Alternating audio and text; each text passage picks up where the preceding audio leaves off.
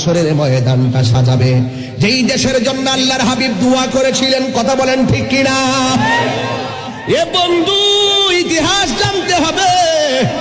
আল্লাহর হাবিব বলেন ওই ময়দানে মানুষ যার যার জায়গা থেকে উঠবে। কেউ আগুন থেকে বের হয়ে যাবে, কেউ পানি থেকে বের হয়ে যাবে, কেউ মাটির নিচ থেকে বের হয়ে যাবে। হাঁটতে হাঁটতে তারা ওই ময়দানে যাবে। হাসরের ময়দানের মাঠ হবে একবারে তামার মাঠ, নিচ দিয়ে এত শক্ত তামা, আর মাথার হাত বিঘাত উপরে সুরমার কাঠিটা যত বড়, এত বড় পরিমাণ উপরে সূর্যটা থাকবে। এই সূর্যটা এমন ভাবে তাপ দিবে, ওই মাঠটা এমন গরম হয়ে যাবে। দুনিয়ার আগুনটা যত গরম, এর চাইতে 70 গুণ গরম সেই মাটি হবে।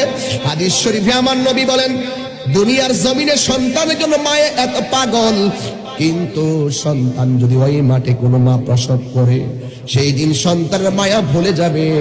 ওই মাঠের ভিতরে সন্তানের পেটের উপরে পা দিয়া মা দাঁড়াবে, এমন গরম হবে সেই মাঠ।